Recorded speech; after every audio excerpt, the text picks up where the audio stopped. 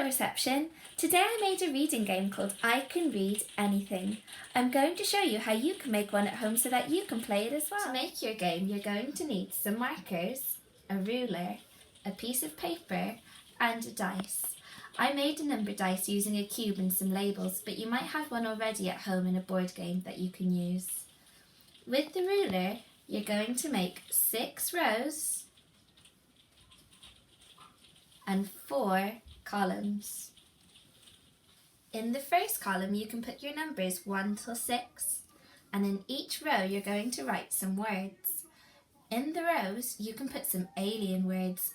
You know that these don't make sense, so we're going to call these words What a Load of Nonsense. I've drawn some aliens with my coloured markers to help me remember that they are the alien words. When it's your turn, you roll the dice and see what number it lands on. Count the dots to help you find out. 1, 2, 3, 4. I'm going to go down to the number 4 and I have to try and see if I can read all the words on this row. Let's start.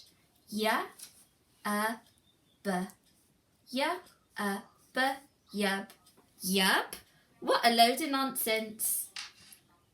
B, a, ng. Bang.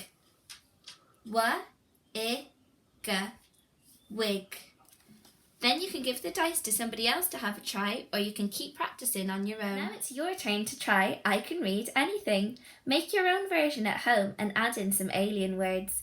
Don't forget when you land on an alien word though to say what a load of nonsense. Upload your video on XApp for your teachers to see and enjoy.